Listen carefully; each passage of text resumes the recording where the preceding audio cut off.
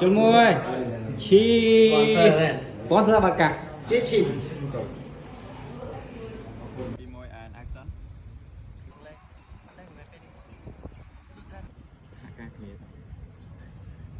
សហការគ្នាបានល្អណាស់ដែលមកបោកប្រាស់ក្តីស្រឡាញ់របស់ខ្ញុំ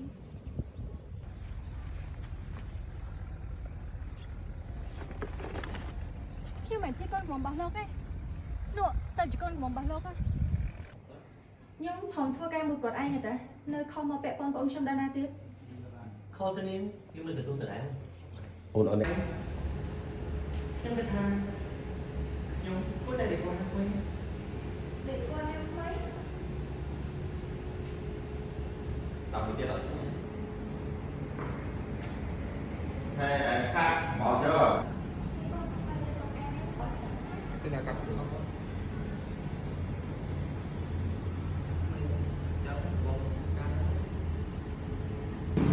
toàn chọc đi toàn chọc đi toàn chọc về